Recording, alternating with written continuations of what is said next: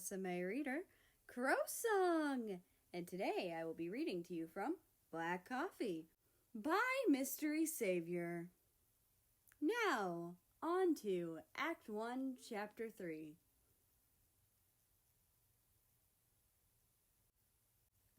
So, where's your roommate? Why are you saying roommate like that? Because you're one of the gayest people I have ever met, and we both know no one sleeps in that other bed.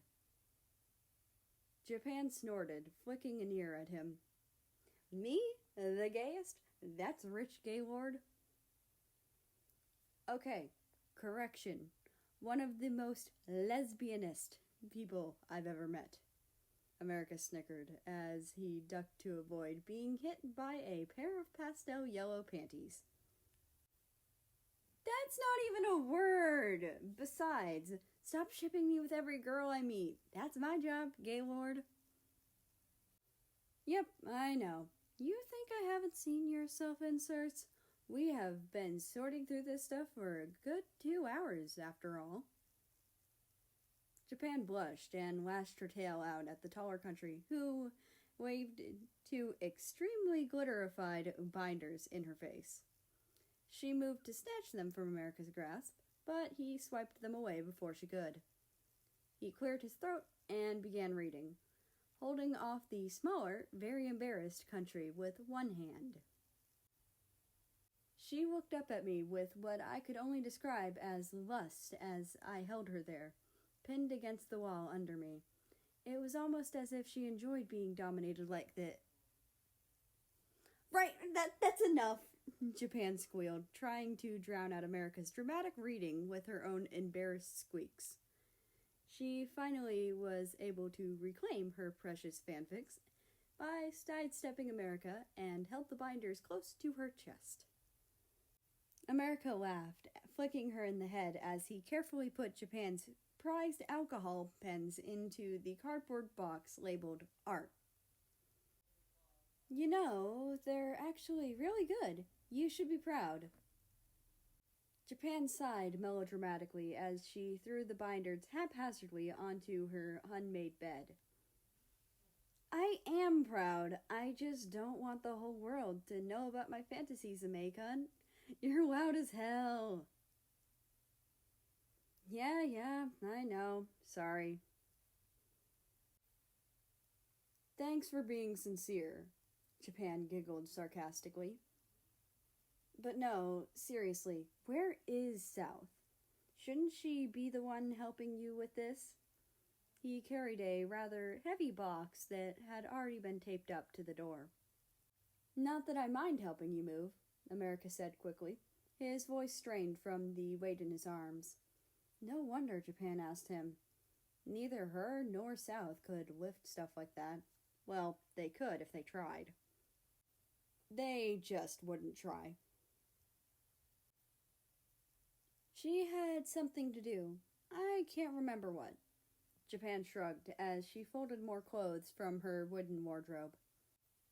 It wasn't hard for America to see that his friend was disappointed. They did the rest of the packing in silence. Most of Japan's stuff was organized into boxes at that point, and they just had to take everything to her cute blue Beetle, sitting in the parking lot. Of course, that tiny little car wasn't going to hold everything, so America was going to take a few boxes himself. It wasn't at all like Japan to be so silent, and America sighed whenever he saw her ears drooping and her red and white patterned tail dragging on the floor. He grabbed her hand and led her to the mattress that used to be her bed, pushing her down gently to sit on the edge of her bed as he sat beside her. What's wrong, J-Pop? Japan was quiet for a moment, watching America with sideways glances. It's just that I thought South cared about me, she began in a hushed tone. As a friend, if not anything else. And I'm about to move for good, and all she can muster is a quick good morning. She wiped her eyes and held her hands in her lap. America pulled her into a side hug and laid his head on hers. Of course she cares.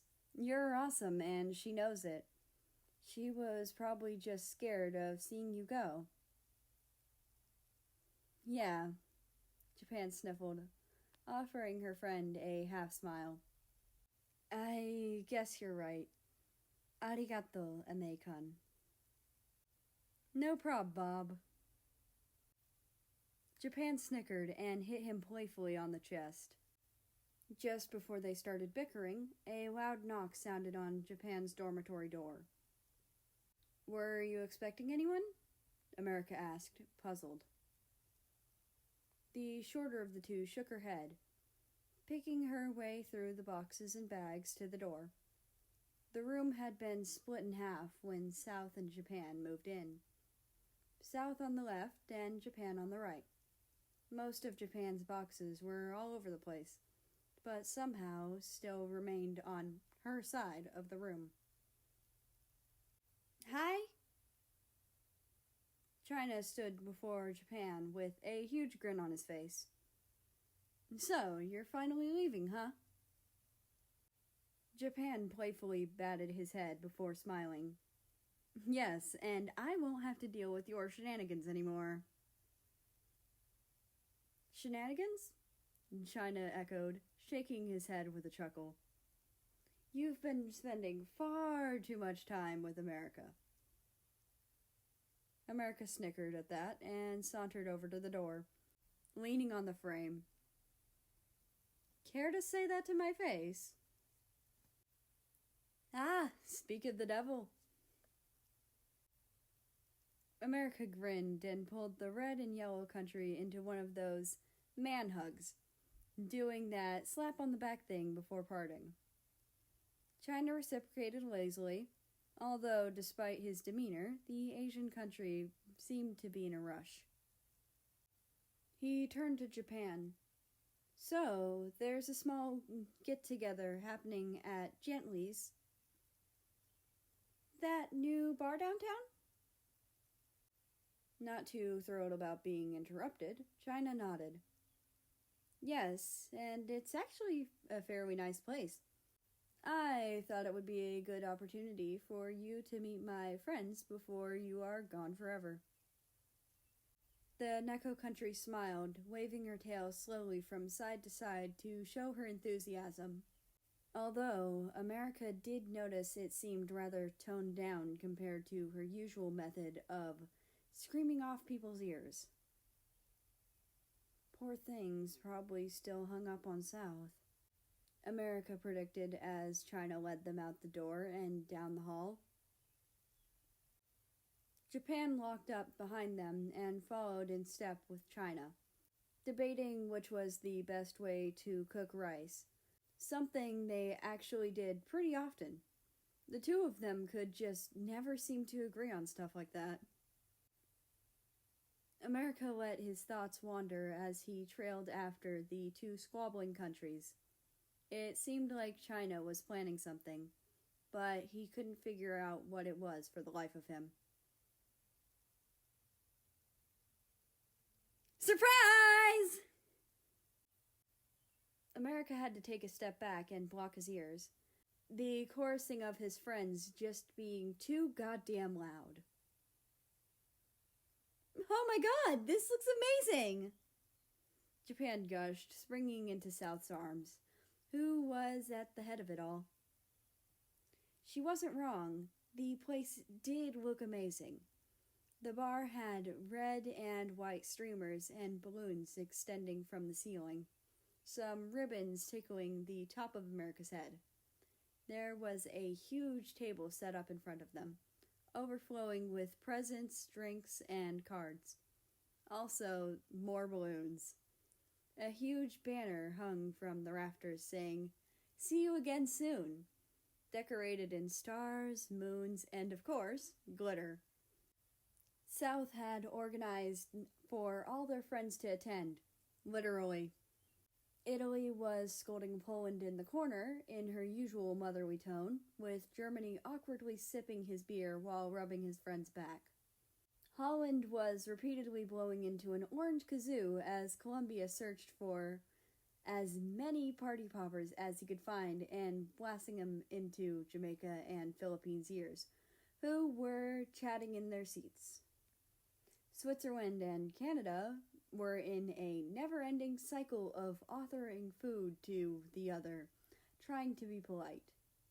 Finland and Estonia were cuddling off to the side as Denmark kept a light conversation with them.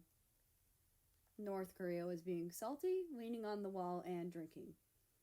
Mexico was chasing after Norway with a guitar, and a few other figures sat off to the side, seeming unsure of what to do. Probably China's friends. One of them seemed oddly familiar, but America didn't bother to make out any of their faces in the dim light of the bar. That would require effort. America, I want you to meet my friends, China encouraged, leading the red, white, and blue country away from the chaos and over to the figures. He pointed at each country, naming them as he went. This is Vietnam, Indonesia, and... That's what it was. That was the familiar face. America broke into a smirk as he named the last member himself. Russia! And that's the end of this chapter. I hope you've enjoyed. Anyway, that being said, I'd like to invite you to join the Discord, which is linked down in the description below. Well, I hope you have a nice rest of your day, night, or whatever it is for you. Just enjoy your time. And I will see you tomorrow!